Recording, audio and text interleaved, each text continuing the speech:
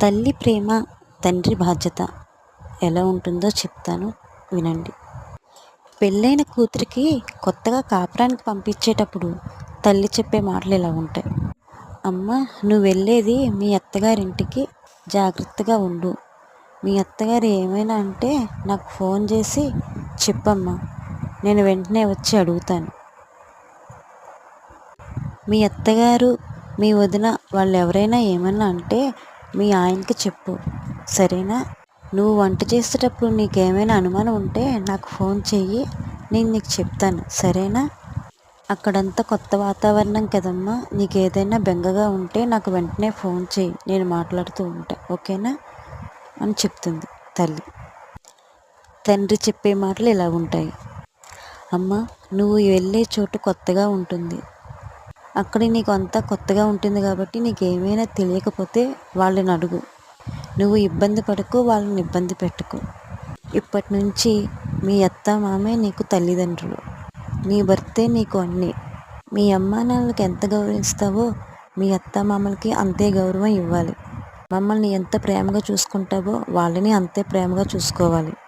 వాళ్ళు ఏదైనా కోపంతో ఒక మాట అంటే దానికి నువ్వు సమాధానం చెప్పకూడదు. ఇక నీ భర్త మాటకు వస్తే, మీ నాన్నని ఎలా అర్థం చేసుకుంటావో నీ భర్తను కూడా అలాగే అర్థం చేసుకోవాలి. చిన్నదానికి పెద్దదానికి గొడవ పెట్టుకోకూడదు. ఆయన ఆఫీస్కి వెళ్ళినప్పుడు నవ్వుతూ ఎదురెళ్ళాలి.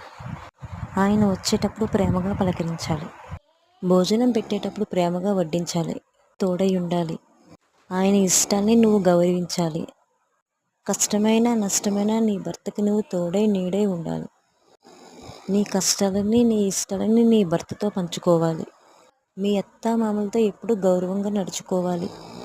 ఇలా నీ బాధ్యతను నువ్వు నిర్వర్తించినప్పుడు మీ అత్తమామలే తల్లిదండ్రుల కన్నా బాగా చూసుకుంటారు. నీ భర్త ఒక తండ్రిలాగా, ఒక స్నేహితుడిలా నిన్ను అర్థం చేసుకుంటాడు. ఇక నీ భార్యాభర్తల బంధం కూడా గట్టిగా ఉంటుంది. నా గౌరవం నిలబెడతావని నా కూతురి మీద నాకు నమ్మకం ఉంది అని అంటాడు తండ్రి.